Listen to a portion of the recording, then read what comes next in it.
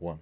Hello, everybody, and welcome. It's March 10th, 2022, and that means we're right in the middle of the legislative session here in Tennessee, which means the Americans for Prosperity Tennessee legislative updates are back. And with that, we go to our AFP Tennessee State Director, Tori Venable, with the update. How you doing today, Tori?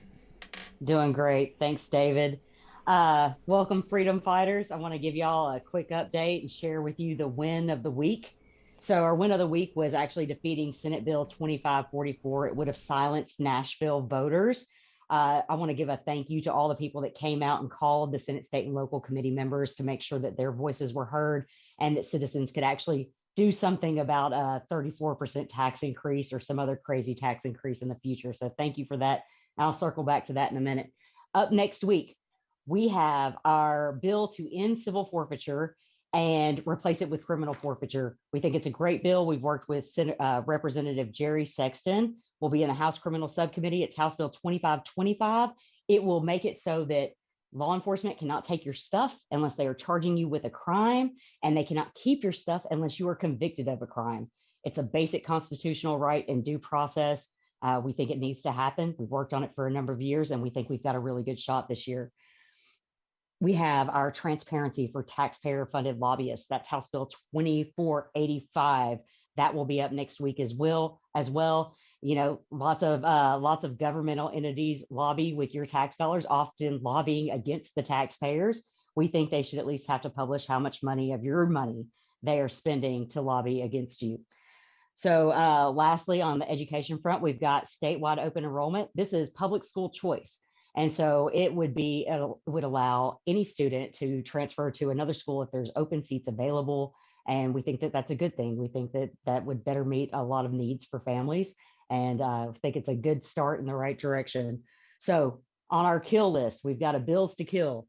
And that's Senate Bill 2579. The companion bill, House Bill 2139, is already going to be moving to the House floor next week. This is an anti-homeschooler bill. It says that if your kid was absent for 5 unexcused absences, you cannot take your child out of the public system if you choose to homeschool. We think that's wrong. We think that the government should not control your children. Parents should ultimately make that decision.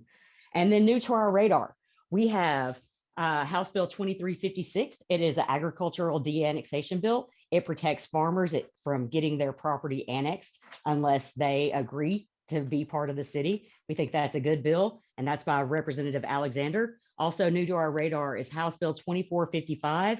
This lets experienced professionals teach career technical education classes. We think that's a good start also. You want experienced professionals teaching our next generation and mentoring them. So we think that's also good. That's all on deck next week. But let me circle back to the civil forfeiture first. So the civil forfeiture bill is one of our top priorities. We've sent mailers out that say fund the police and end civil forfeiture. There's opportunities for you to take action and email all of the legislators and let them know that you support an end to civil forfeiture and that you think that law enforcement should be funded through a transparent budget. We think this is a necessary step. There's a number of other states, 15 in fact, that have made significant reforms to their civil forfeiture laws. Tennessee would be Sweet 16, just like we were when we joined the United States of America. So this is the year, this is absolutely the year to fund the police and end civil forfeiture. So make sure that you are reaching out to those criminal justice subcommittee and committee members and letting them know that you want to see an end to this practice. That will be Wednesday at 9 a.m. I would recommend you join us at the Capitol. Victory goes to those who show up. And that's evidenced by, you know, our defeat, us being able to kill that bill that would have silenced Nashville voters. Victory does go to those who show up. So join us at the Capitol next week, Wednesday, 316, sorry. Wednesday, 316, 9 a.m. And, you know, wear your black and blue to support our law enforcement and let them know that it's time to fund police through a transparent budget. David, I'm open to any questions if anybody's watching.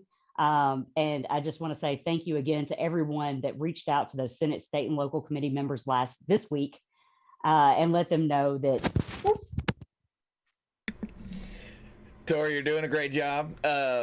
Just want to remind everybody, if you didn't see there, every bill that she mentioned is in the description of the video. They're also scrolling here along the bottom. So if there's if there's anything where you didn't think you didn't have time to write the bill number down or something like that, it's all in the description of the video below.